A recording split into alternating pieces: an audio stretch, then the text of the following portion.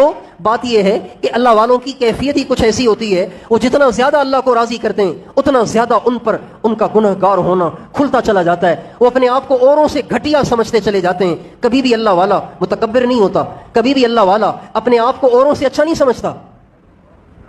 ہاں، اللہ پاک کے قریب ہونے کی نشانی ہے کہ انسان پہ اپنی برائیاں کھلتی چلی جائیں، یہ اللہ کے قریب ہونے کی نشانی ہے۔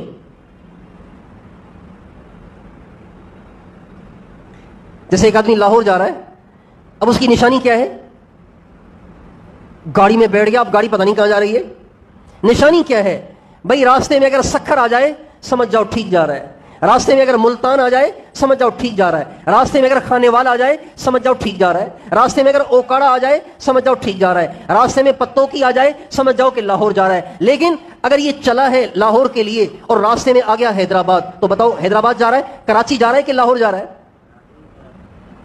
اللہ پاک کے قریب ہونے کی نشانی ہے کہ اپنا آپ کچھ نہ ہونا کھلتا چلا جائے، اپنی کمیاں اور کوتاہیاں منکشف ہوتی چلی جائیں، اپنا گنہگار ہونا، اپنے گنہگار ہونے کا یقین بڑھتا چلا جائے، یہ اللہ کے قریب ہونے کی نشانی ہے۔ اور اللہ پاک سے دور ہونے کی نشانی کیا ہے؟ اللہ سے دور ہونے کی نشانی کیا ہے؟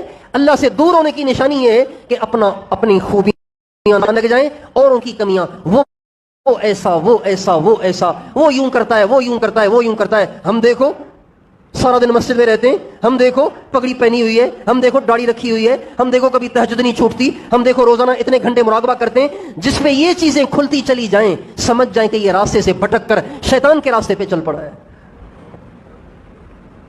یہ ہمیشہ یاد رکھنے کی بات ہے، اللہ کے قریب ہونے کی نشانی ہے اپنی کمیوں کا کھلتے چلے جانا، اپنی گنہگاری کا یقین بڑھتا چلا جانا، یہ اللہ کے قریب ہونے کی نشانی ہے۔ مسلم بن عقیل اہل بیت میں سے ہیں، آل رسول میں سے ہیں، اور اللہ کے نام پر اللہ کی رضا کے لیے اپنی جان کا نذرانہ پیش کر رہے ہیں۔ چند منٹوں میں ان کی گردن کو تن سے جدا کیا جانا ہے، لیکن اس موقع پر بھی اپنی گنہگاری کا استحضار اتنا حاوی ہے کہ یہ نہیں سوچ رہے کہ مجھے مار دیں گے، ہائے بچوں کا کیا ہوگا، ہائے بیوی کا کیا ہوگا۔ اب بھی ان کو فکر لگی ہوئی ہے، تو یہ فکر لگی ہوئی ہے کہ اللہ راضی ہو جائے، گناہوں کی معافی مل جائے۔ یہ اہل حق کی نشانیاں ہیں، اہل حق کی نشانی ہے۔ یہ جو لوگ بڑے بڑے دعوے کرتے ہیں نا، یہ سب خطرے میں ہیں۔